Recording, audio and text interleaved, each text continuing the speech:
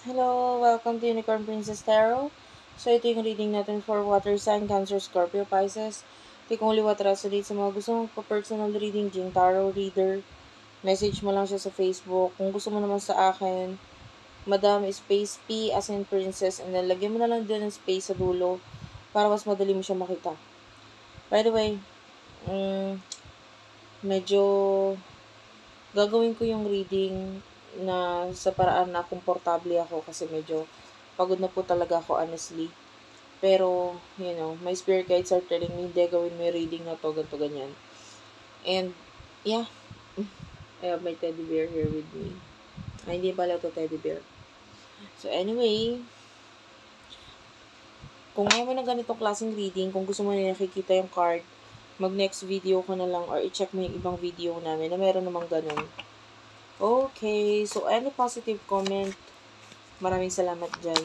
Sobrang nagpapakita ng support at pagmamahal yan sa akin. Pero kung ayaw mo, kung alam mo yun, mag-negative comment, hindi kasi namin yung ina-allow talaga dito sa channel. Kasi we only spread positive vibes. Okay, so let's start. Shuffle ko lang yung card ha. For water sign. Meron nga pala akong special channel for water sign. Water sign Philippines, please do check it out. For water sign, ano yung message dito?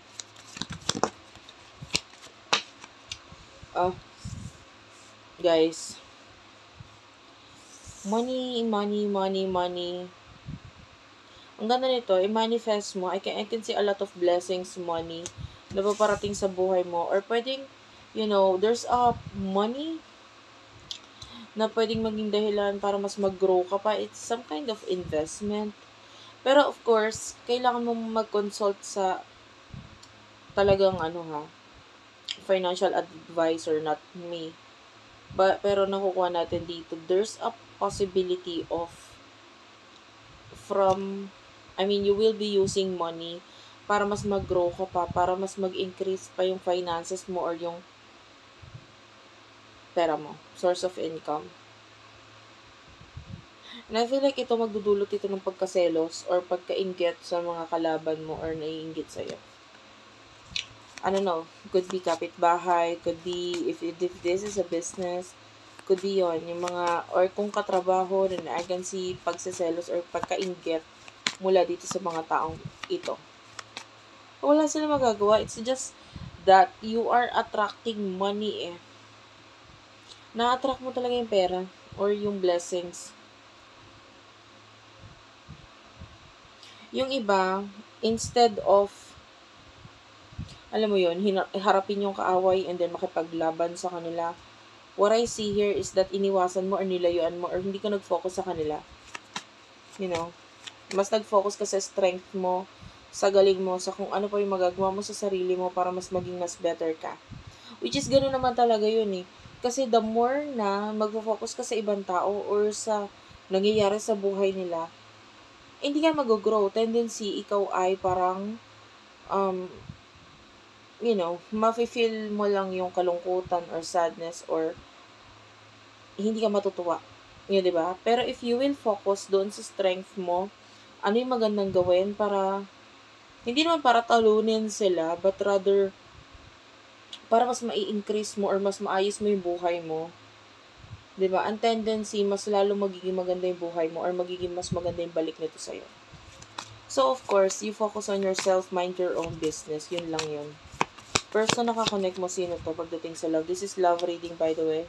Some of you, this is a twin flame connection.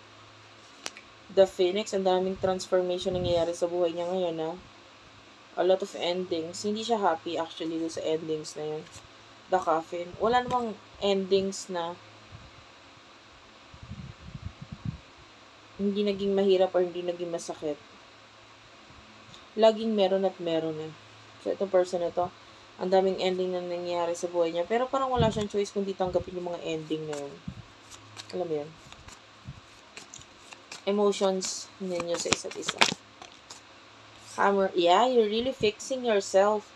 Hammer is like, alam mo yun, yung parang tools sa paggawa ng bahay, pagre-repair, pag-aayos. And this is you fixing yourself.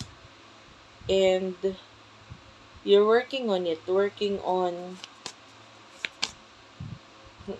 what I can see here is pwedeng mga taong tinatry sabotahe ka o tinatry nilang isabotahe ka or makalaban ka or malagpasan ka pero hindi ka nila kaya. Hand of Cards is here. So the person that you're dealing with, you have a lot of person here, ha? Marami akong person na nakikita dito. Yung iba, hindi lang isa, hindi lang dalawa, pero may iba ka pang person na kakonect. Kung hindi man, a lot of people is really may gusto sa'yo, so they are looking at you. Engagement ring is here. I can hear Scorpio. Stab in the back. Person na kakonect mo,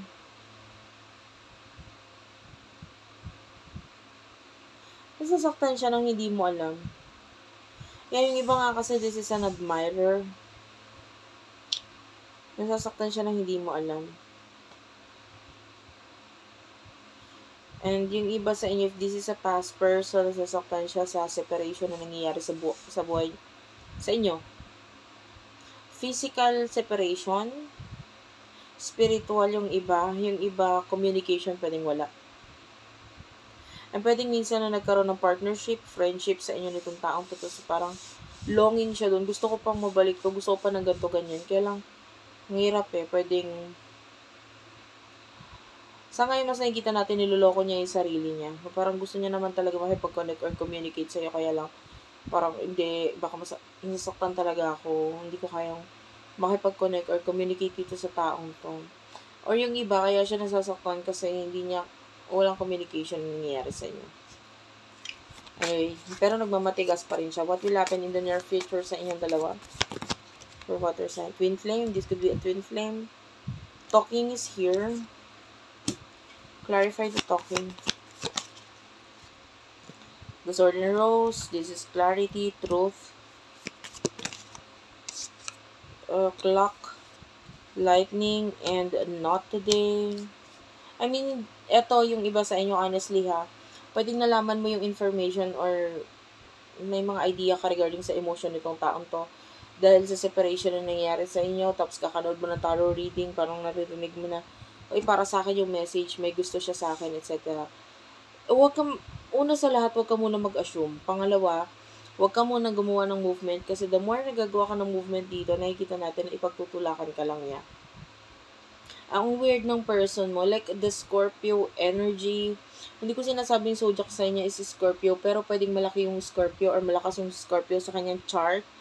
Or you could be dealing with someone na ganun yung ugali, like the Scorpio. You know, ang kaugalian kasi na Scorpio is gusto nila yung tao, pero kahit gusto nila yung tao, ipagtutulakan nila or deep inside, gusto ko na naman talaga nilang kausapin, pero kunwari, ayoko, ganito ganyan. Oh, but, yeah, ang nilalabanan nila or ang niloloko nila ay ang sarili nila. Ganun yung energy niya. So, deep inside the person na to, nami-miss ka talaga niya dahil sa separation na nangyayari sa inyo. Lalo na if this is a person na kung magparamdam siya in the past is hindi pwedeng dadating yung isang taon na hindi siya magpaparamdam. Like, maybe yearly, nagkakaroon ng communication sa inyo or pagpaparamdam mula sa taong to. So, ganun. Alam na kung ganun. So, heart with the key. I feel like gustuhin man ninyo or niya na i-open up sa'yo. Pwedeng nakikita niya kasi walang chance sa inyo sa ngayon. Pero ito, kailangan kasi niya matutunan labanan yung sarili niya. Hindi yung ganun. Kasi ang hirap, kumbaga, ang hirap ng kanyang kausap. Tapos, mas mahirap pa lalo na intindihin siya. Kasi hindi naman niya din maintindihan yung sarili niya. So, parang, ang rason kung bakit ka nandiyan sa buhay niya ngayon is para matutunan niya kung paano ilaban kung ano talaga yung gusto niya, and then, para mas intindihin niya muna, or kailangan niya munang mas intindihin ngayon ang sarili niya. Okay, so thank you for watching. I love you all. Please do like and subscribe. Pa-comment na lang dyan sa baba. Maraming salamat po. Again, if you want to book a personal reading, Madam, space P, lagyan mo na P sa dulo, as in princess, and then space pa ulit sa huli para mas madali yung ma-search sa Facebook.